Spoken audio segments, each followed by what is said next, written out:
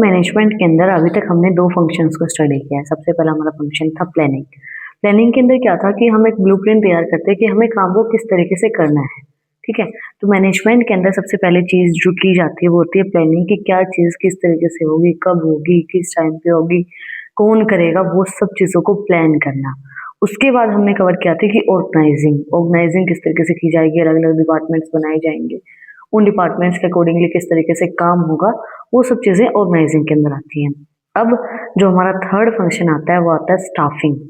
ठीक है, अब स्टाफिंग जो है उसके अंदर क्या आता है, स्टाफिंग एक मैनेजमेंट का इंपॉर्टेंट पार्ट होता है। ठीक है, स्टाफिंग के अंदर होता क्या है कि कहीं पे भी किसी भी इंसान की नीड है, मतलब कि जो हमारे लेवल होते हैं टॉप मिडिल लोअर, उन लेवल्स के अंदर जब किसी भी इंसान की नीड होती है कि भाई यहाँ पे अभी एक वैकेंसी पेंडिंग है, एक इंसान हमें ज़रूरत है, यहाँ पे इंसान नहीं है, तो उस चीज को, उस पोस्ट को फिल करने के लिए स्टाफिंग का यूज किया जाता है। Staffing is the part of management concerned with obtaining, utilizing and maintaining capable people to fill all position in the organization from top level to bottom level.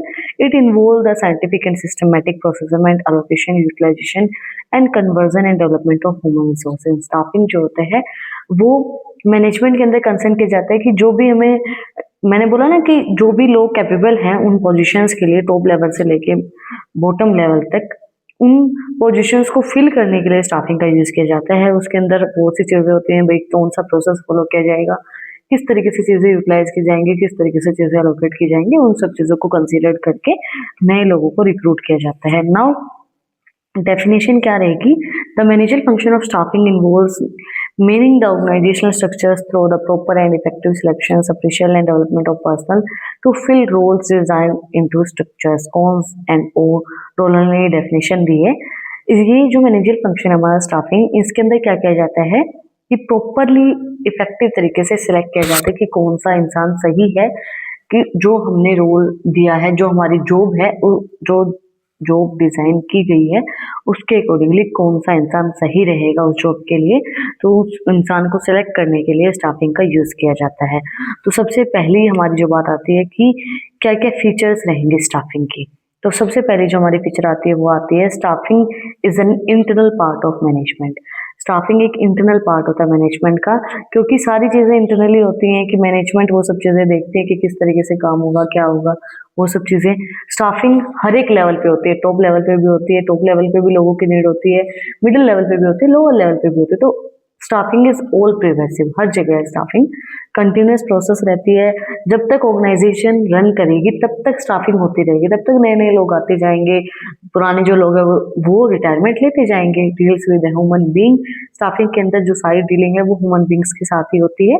Wide scope, multiple objective activity, इसके बहुत से objective होते हैं। नए लोगों को लाने के लिए हम बहुत सी चीजें देख के चलते हैं, हमारा मतलब हमें ह्यूमन रिसोर्सेज वो भी अच्छे से यूज करने हैं। बहुत से ऑब्जेक्टिव्स के साथ स्टाफिंग को किया जाता है, अकेला एक कॉमन ऑब्जेक्टिव इसका नहीं होता है। तो सबसे पहले जो हमारी फीचर आती है वो आती है staffing is an internal part of management. Staffing is an internal part of management because an organization can not exist without human resources. Staffing जो है वो एक इंटरनल पार्ट ऑफ मैनेजमेंट इसलिए क्योंकि जो एक ऑर्गेनाइजेशन है, एक मैनेजमेंट है, वो बिना लोगों के नहीं चला सकते, आप वो एग्जिस्ट कर ही नहीं सकती है। तो वो एक जो ऑर्गेनाइजेशन है उसका इंटरनल पार्ट है। स्टाफिंग जो है वो प्रिवेसिव है, it is pervasive because staffing is perform by all manager at all level and in every department. Staffing जो वो हर जगह है, हर लेवल पे है, क्योंकि हर एक मैनेजर हर लेवल पे हर डिपार्टमेंट के अंदर उस चीज को परफॉर्म करता है। हर डिपार्टमेंट के अंदर कभी ना कभी किसी नए इंसान की नीड होती है, तो नए लोग वहाँ पे रिक्रूट होते ही रहते हैं। Then continuous process, staffing is a continuous process because it continue throughout the life of the organization, it is required to meet the growing need of an organization. Staffing जो है वो continuous process होती है, मतलब चलती रहती है through out, जब तक ऑर्गेनाइजेशन चलेगी तब तक स्टाफिंग होगी। मैंने बोला ना, मतलब लोग रिटायर होते रहेंगे, नए लोग आते रहेंगे, चीजें चलती रहती हैं।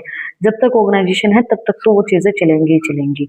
Multiple objective activity, it is a multiple objective activity because it has fulfilled its responsible towards the organization, employees and societies के बहुत से ऑब्जेक्टिव होते हैं। किस तरीके से एक ऑर्गेनाइजेशन के लिए भी रहते हैं कि भाई नया इंसान आ रहा है उसको किस तरीके से काम करना है, क्या सब चीजें हैं। एम्प्लॉयज के लिए भी अच्छा है कि उनको एम्प्लॉयमेंट प्रोवाइड हो रही है, उनको अच्छी इनकम हो रही है, वेजेस मिल रही है। सोसाइटी के लिए बेनिफिशियल है, अनएम्प्लॉयमेंट कम हो रहा है। तो इसके बहुत से ऑब्जेक्टिव्स होते हैं। Deals with human being, staffing deals with people because it is concern with the people at work and their relationship. ये जो है ये लोगों के साथ काम करते हैं, लोगों के साथ डील करते हैं, क्योंकि इसके अंदर लोगों का ही काम है। स्टाफिंग है, नए लोगों को रिक्रूट किया जा रहा है, तो ह्यूमन बीइंग्स के साथ डील किया जाता है। Wide scope Staffing has a wide scope because it includes services of activity like workforce planning, recruitment, selection and training. Staffing के बहुत से ज़्यादा स्कोप होते हैं क्योंकि इसके अंदर बहुत सी चीज़ें इन्वॉल्व की जाती हैं, जैसे चीज़ें प्लान की जाती हैं, भाई हमें रिक्रूटमेंट किस तरीके से करना है, सिलेक्शन किस तरीके से करना है, ट्रेनिंग किस तरीके से प्रोवाइड करवानी है, तो वो सब चीज़ें स्टाफिंग के अंदर इंक्लूड की जाती है। तो बहुत से इसके स्कोप हैं। अब हम बात करते हैं ऑब्जेक्टिव्स क्या रहेंगे स्टाफिंग के। तो सबसे पहला जो हमारा ऑब्जेक्टिव आता है स्टाफिंग का वो आता है टैलेंट एक्विजिशन। टैलेंट एक्विजिशन का मतलब क्या है कि जो टैलेंटेड लोग हैं उनको सिलेक्ट करना, उनको देखना, छांटना कि भाई ये टैलेंटेड लोग हैं। पहले सबसे पहले हमने टैलेंट छांट लिया, टैलेंट देखा कि भाई किसके अंदर कितना टैलेंट है, क्या सब चीज़ें हैं। उसके बाद उनका रिक्रूटमेंट और सिलेक्शन, जो भी लोग हैं उनका रिक्रूटमेंट करना है और उनको सिलेक्ट करना है, वो सब प्रोसेस। उसके बाद competitive advantages, then training and development. उसके बाद उनको मतलब ट्रेनिंग प्रोवाइड करवाई जाएगी, किस तरीके से आपको काम करना है, उनकी स्किल्स को डेवलप किया जाएगा। देन उसके बाद जॉब सेटिस्फेक्शन। तो सबसे पहला हमारा जो ऑब्जेक्टिव आता है वो आता है talent acquisition. The staffing process major objective is to hire the best talent for the role in the organization. While staffing the organization can map out the type of employees that are suitable for the job to enhance talent acquisition. Staffing process के अंदर सबसे पहला main objective यही होता है कि best talent को select करना कि भाई कौन सा बेस्ट टैलेंट रहेगा, और ऑर्गेनाइजेशन के अंदर जो एम्प्लॉयज़ के लिए भी सही है, जो एम्प्लॉयज़ हैं वो सुटेबल रहें उस जॉब के लिए। तो उस टैलेंट को एक्विजाइट करना, टैलेंट एक्विजिशन मतलब टैलेंट को सर्च करना कि कौन सा ऐसा एम्प्लॉय है जो आपकी जॉब के लिए मोस्ट सुटेबल एम्प्लॉय रहेगा। नेक्स्ट आता है recruitment and selection. Staffing help in the recruitment and selection process to ensure the continuity and growth of an organization. This process also promote the utilization of human resources in an efficient way. The recruitment process is either done throughout internal or external sources of recruitment. The selection process involves the interview test and assessing them to select suitable candidate for the role. देखो staffing जो होती है वो recruitment और selection में भी बहुत ज़्यादा मदद करती है। जैसे कि जब हमें लोगों को सिलेक्ट करना है, रिक्रूट करना है, नए लोगों को लेके आना है, तो उस चीज़ के लिए स्टाफिंग हमारी हेल्प करती है। ये जो प्रोसेस होती है ये हमें बताते हैं कि किस तरीके से हम जो हमारे ह्यूमन रिसोर्सेज हैं उनको इफेक्टिव और एफिशिएंट तरीके से यूज़ कर सकते हैं। सिलेक्शन प्रोसेस होती है उसके अंदर देखो जब हम कोई भी नए लोगों को रिक्रूट करते हैं तो सबसे पहले इंटरव्यू होता है, देन असेसिंग होती है, देन वो कैंडिडेट सुटेबल है या नहीं है उस चीज़ को देखा जाता है। जैसे अब एग्जाम्पल लेके चलो तो बैंक का जब एग्जाम हम देते हैं तो सबसे पहले क्या होता है, प्री होता है, देन मेंस होता है, उसके बाद क्या होता है, इंटरव्यू होता है, उसके बाद आपका सिलेक्शन होता है। तो उसी तरीके से रिक्रूटमेंट एंड सिलेक्शन जो प्रोसेस होती है वो सब चीज़ें होती हैं। Then competitive advantages. When an organization start to recruit qualified and skilled candidate into the team become more effective and efficient to have a competitive advantages in the market. Staffing focus on the recruitment, training and development of human resources for the different role in the organization, thereby contributing to improve productivity in the organization. देखो जब हम अच्छे skilled और qualified बंदों को अपनी team के अंदर लेके जा रहे हैं तो हमारी जो टीम है वो और ज़्यादा एफिशिएंट और इफेक्टिव हो जाएगी, जिससे हमारे मार्केट के अंदर कंपटीशन के अंदर लड़ने के लिए और ज़्यादा मजबूती आएगी हमारी टीम के अंदर। तो स्टाफिंग फोकस करती है नए लोगों को रिक्रूट करने के लिए, उनको ट्रेनिंग प्रोवाइड करवाने के लिए, उनके स्किल्स को डेवलप करने के लिए, डिफरेंट रोल्स जो ऑर्गेनाइजेशन के अंदर उनको परफॉर्म करने होते हैं। तो वो ऑटोमेटिकली जो है वो अगर आपकी टीम अच्छी है तो आप ऑटोमेटिकली अपनी जो प्रोडक्टिविटी है ऑर्गेनाइजेशन की उसको बढ़ा पाओगे। अगर टीम ही अच्छी नहीं है तो आप उस काम को, चाहे अकेला इंसान कितना ही क्या कर लेगा, अगर टीम में काम हो रहा है तो टीम पूरी ही अच्छी होनी चाहिए, पूरी ही उसके ऊपर ध्यान देगी तभी चीज़ें अच्छे से डन हो पाएंगी। Training and development. The training and development process is an essential part of staffing process for the new hire employees to develop and grow their skills and enhance the organizational productivity. Training और development बहुत ज़्यादा ज़रूरी है। जो भी नए higher किए गए लोग उनको आपको, आप सब ने सुना होगा कोई भी जॉब पे अगर आप जाते हो तो देखो हमने उस जॉब की लिए क्वालिफिकेशंस दी हैं भाई, हमने जो पढ़ाई की है वो सब चीज़ें की हैं, बट हमने उस चीज़ को प्रैक्टिकली परफॉर्म नहीं किया है। तो प्रैक्टिकली परफॉर्म करने के लिए कि भाई आप किस तरीके से आपको वो काम करना है जो आपने पढ़ा है, जो सब चीज़ें आपने सीखी हैं, तो उस चीज़ के लिए हमें ट्रेनिंग प्रोवाइड करवाई जाती है और उससे क्या होगा, ग्रो होगी ऑर्गेनाइजेशन की प्रोडक्टिविटी। जब एम्प्लॉयज डेवलप होंगे, एम्प्लॉयज की स्किल्स डेवलप होगी, तो ऑटोमेटिकली ऑर्गेनाइजेशन की जो प्रोडक्टिविटी है वो भी डेवलप होगी। नेक्स्ट हमारा आता है last but not least, job satisfaction. Staffing the right person for the right role enable job satisfaction for the employees for the organization, improving efficiency and effectiveness. Employees morale is important for any type of organization. Maintain harmonious workplace. The cultures when an employee specialize in their jobs roles that increase their productivity and enhance organization growth. Without proper human resources for a particular role, the organization does not perform effectively well. देखो staffing का मतलब ही यही होता है कि सही इंसान को सही जॉब के ऊपर लेके आना। अब जो इंसान जिस चीज़ के लिए सुटेबल है, जिस इंसान के पास उस जॉब के लिए अच्छी क्वालिफिकेशन है, अच्छे उसके पास एक्सपीरियंस है, तो वो अच्छे से काम कर पाएगा, एफिशिएंट और इफेक्टिव तरीके से काम कर पाएगा। तो एम्प्लॉयज़ का मोरल भी उसी चीज़ से बूस्ट होगा जब उनको जैसी वो एक कल्चर चाहते हैं, जैसा वो एक वर्क प्लेस चाहते हैं, वैसा ही वर्क प्लेस उनको मिले। तो अगर एम्प्लॉयज़ को, जो स्पेशलाइज्ड एम्प्लॉयज़ हैं, उनको उनकी जॉब उस तरीके की मिले जैसे वो चाहते हैं, जितनी उनकी स्किल्स हैं उसके अकॉर्डिंगली, तो वो अपने काम को और अच्छे से कर पाएंगे। और अगर ऐसा नहीं होता है, ह्यूमन रिसोर्सेज को आप प्रॉपर्ली यूज नहीं कर पाते हो, तो आपकी ऑर्गेनाइजेशन जो है वो भी प्रॉपर तरीके से अपने काम को इफेक्टिव और एफिशिएंट तरीके से नहीं कर पाएगी। नेक्स्ट हमारी बात आती है इम्पोर्टेंस क्या रहेंगी स्टाफिंग की। देखो हमने जाना कि ऑब्जेक्टिव क्या रहेगा, टैलेंट को देखना और ट्रेनिंग प्रोवाइड करवाना, सब चीज़ें, रिक्रूटमेंट, कम्पिटिटिव एडवांटेजेस। नाउ ये ज़रूरी क्यों है स्टाफिंग करना? देखो सबसे पहले हमारी बात आती है कि भाई हम स्टाफिंग क्यों करते हैं?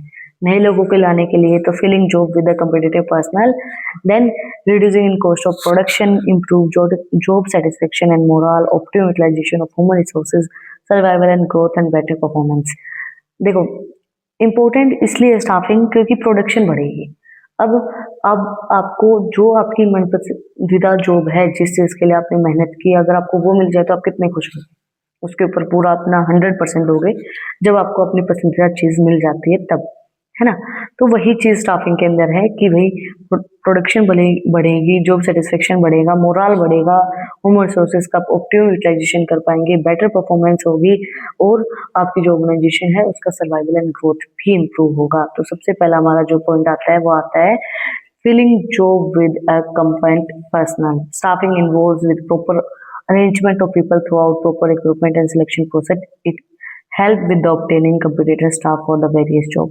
इसके अंदर स्टाफिंग जो है वो अरेंज करती है, जो भी रिक्रूटमेंट करना है, जो भी सिलेक्शन प्रोसेस है, भाई कौन से लोग किस जॉब के लिए सुटेबल रहेंगे, तो जॉब्स को फिल करने के लिए कौन सी जॉब है खाली है भी उसको हमें फिल करना है, तो उस चीज़ के लिए स्टाफिंग जो है वो हमारी हेल्प करता है। Reduction in the cost of production, staffing select the appropriate candidate for the job role which results in reducing cost of production and also improve revenue of the organization. Staffing जो है वो select करता है एक appropriate candidate को जो उस job के लिए बहुत सुटेबल है, कि भाई ये इस जॉब के लिए मोस्ट सुटेबल कैंडिडेट है, तो उस चीज़ को वो सिलेक्ट करता है ताकि उससे क्या होगा, कॉस्ट ऑफ प्रोडक्शन भी हमारी कम आएगी और हमारी जो ऑर्गेनाइजेशन है उसका जो रेवेन्यू है वो भी इंक्रीज होगा।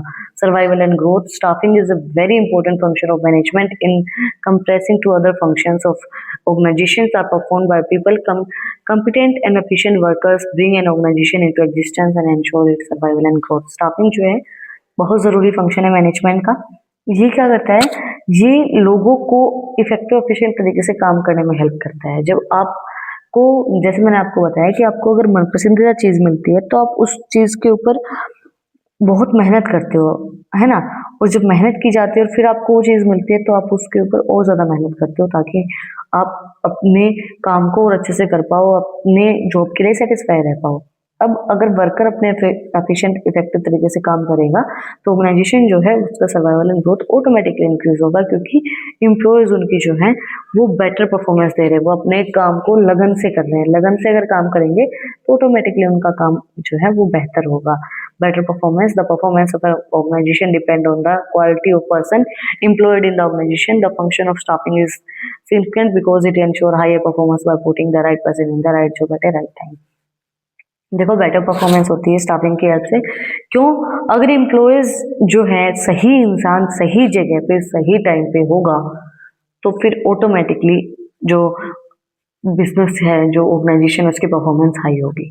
तो स्टाफिंग का काम ही यही होता है सही इंसान को सही जगह पे सही टाइम पे पहुंचाने का। Optimum utilization of human resources. The staffing process helps to ensure the optimum use of human resources to avoid overstaffing. It prevents the underutilization of personnel and higher labor costs. It also helps in avoiding descriptions of work, in indicating in advance in the shortage of personnel. देखो, staffing जो है help करता है over utilisation को कम करने के लिए। मतलब कि जैसे होता है ना कई बार ऑर्गेनाइजेशन के अंदर इतने जितने लोगों का काम होता नहीं उतने लोग उस ऑर्गेनाइजेशन के अंदर होते हैं, तो उससे क्या होता है कि ओवर चीजें हो जाती है। ओवर होगा मतलब आप सैलरी ज्यादा दोगे, खर्चा ज्यादा होगा, ओवर स्टाफिंग होगी, ज्यादा ह्यूमन रिसोर्सेज होंगे जिनकी आपको नीड भी नहीं है।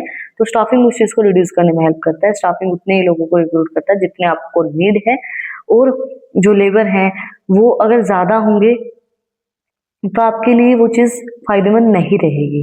तो स्टाफिंग जो है वो उन चीज़ों में हेल्प करता है। और अगर आपको किसी भी चीज़ की नीड है, शॉर्टेज है लेबर की, तो आपको पता चल जाएगा कि भई ये पोज़ीशन अभी खाली है, इसको हमें फिल करना है। तो स्टाफिंग उस चीज़ को पहले ही शॉर्टेज होने नहीं देता, उस चीज़ को फिल करने में हेल्प करता है कि शॉर्टेज उस चीज़ की हो ही ना। नेक्स्ट हमारा आता है improve job satisfaction and moral. Proper staffing improve satisfaction and morale of employees through objective assessment and fair rewarding for their contribution to it. It provide right kind of work atmosphere and culture to the employees. जो properly अगर हम staffing करते हैं job की, लोगों की, तो उससे क्या होगा, ऑटोमेटिकली एम्प्लॉयज का मोरल बूस्ट होगा क्योंकि प्रॉपर स्टाफिंग हो रही है उनकी। प्रॉपरली जो भी क्वालिफाइड बंदे हैं उनका सिलेक्शन हो रहा है, जो भी मतलब सही इंसान है, राइट पर्सन है उस काम के लिए, उस एटमोसफेयर के लिए, उस कल्चर के लिए, उस इंसान का सिलेक्शन हो रहा है। तो इम्प्रूव ऑटोमेटिकली जो एम्प्लॉयज हैं उनका मोरल और सेटिस्फेक्शन बढ़ेगा। अब हम बात करते हैं कि स्टाफिंग कितने टाइप की होती है, किन किन टाइप की हमारी जो स्टाफिंग है वो होती है। सबसे पहला हमारी जो स्टाफिंग होती है वो होती है कॉन्ट्रेक्चुअल हायरिंग। मतलब कि कॉन्ट्रैक्ट पे, जैसे होता है ना कि जब आपको हायर किया जाता है, बहुत सी ऑर्गेनाइजेशन ऐसी होती है जो कॉन्ट्रेक्चुअल हायरिंग करते हैं। मतलब एक फॉर्म फिल करवाते हैं, एक कॉन्ट्रैक्ट बनवाते हैं, फॉर्म में कॉन्ट्रैक्ट बनवाते हैं, जैसे कि भाई आप 1 साल के टाइम पीरियड तक इस जॉब को नहीं छोड़ के जा सकते हो, या फिर 2 साल तक या 3 साल तक, तो वो कॉन्ट्रैक्ट साइन होते हैं, वो कॉन्ट्रेक्चुअल हायरिंग होती है। अब दूसरा हमारा क्या होता है, प्लेसमेंट हायरिंग। प्लेसमेंट हायरिंग के अंदर क्या होता है, जैसे आप बहुत बड़ी बड़ी जो हमारी यूनिवर्सिटीज होती हैं उनके अंदर पढ़ते हो, तो उनसे ही आपकी सीधी हायरिंग की जाए। वहीं से जब आप अपनी ग्रेजुएशन या मास्टर्स कर रहे हो तो उसी टाइम पे आपको हायर कर लिया जाए, तो वो प्लेसमेंट हायरिंग होती है। कि होता है ना, आपने सुना होगा बहुत बार की जो भी बड़ी बड़ी आपकी यूनिवर्सिटीज होती है वहां से सीधी प्लेसमेंट लगती है, तो सीधी प्लेसमेंट वो हमारी प्लेसमेंट हायरिंग होती है। तो सबसे पहला हमारा जो पॉइंट आता है वो आता है कॉन्ट्रेक्चुअल हायरिंग।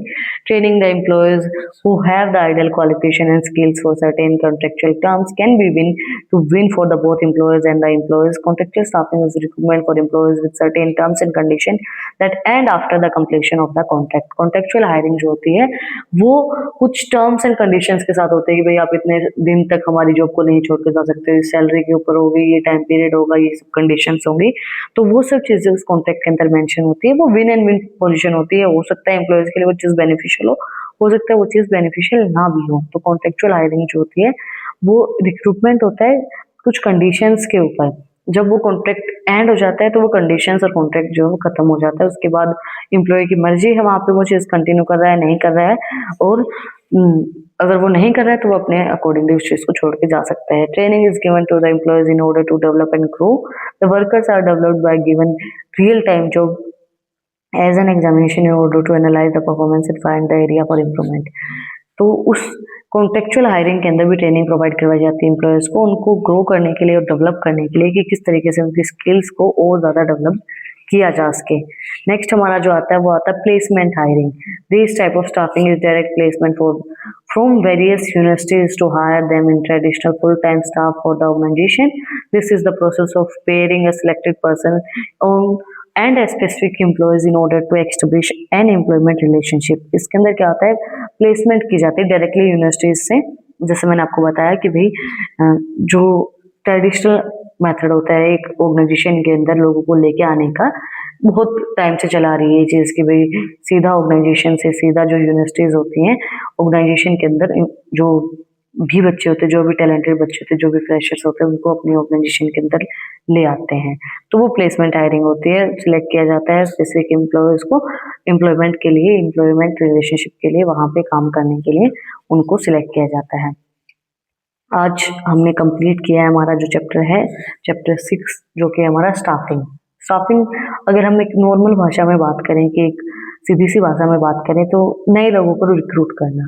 जो भी एक ऑर्गेनाइजेशन के अंदर पोजीशन खाली है, चाहे वो टॉप लेवल पे है, चाहे वो मिडिल लेवल पे, चाहे वो लोअर लेवल पे है, उस पोजीशन को फिल करने को स्टाफिंग बोलते हैं। अगर हम नॉर्मली बात करें तो हमारा जो थर्ड फंक्शन था मैनेजमेंट का, वो हमने आज स्टडी किया है कि स्टाफिंग होता क्या है। नेक्स्ट जो हमारा फंक्शन है मैनेजमेंट का, वो है डायरेक्टिंग। चैप्टर 7 हमारा डायरेक्टिंग है, कि चीजें किस तरीके से डन करनी है, क्या चीजें हमें करनी है, किस तरीके से करनी है, डायरेक्ट किस तरीके से किया जाता है चीजों को, कि पहले ये होगा, फिर ये होगा, फिर ये होगा, इस तरीके से हम अपने गोल को अचीव कर सकते हैं।